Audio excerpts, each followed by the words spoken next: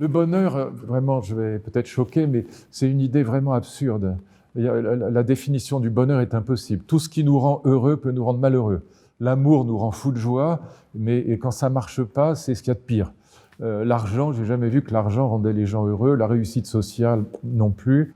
Et Kant disait dans un texte que j'ai traduit quand j'étais jeune, La critique de la raison pratique, Kant disait, donc le plus grand philosophe du XVIIIe siècle, que si la Providence avait voulu que nous fussions heureux, elle ne nous aurait jamais donné l'intelligence. L'intelligence ne rend pas spécialement heureux.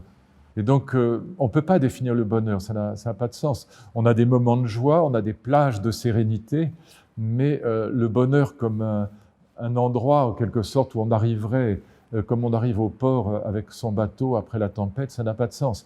Et donc, ce que je n'aime pas du tout dans la psychologie positive et dans les théories du développement personnel, qui sont pour moi une émanation du néolibéralisme américain, c'est pas pour rien que ça a été inventé aux États-Unis, Martin Seligman, c'est cette idée absurde qu'on peut être heureux grâce à des exercices de sagesse et de spiritualité uniquement par soi-même, uniquement en soi-même. Cette idée que le bonheur ne dépendrait que de son état intérieur. Absurde. Dès que vous aimez quelqu'un, vous ne pouvez pas être heureux s'il est malheureux. Dès que vous avez des enfants, c'est des moments de joie formidables, mais c'est aussi une angoisse permanente.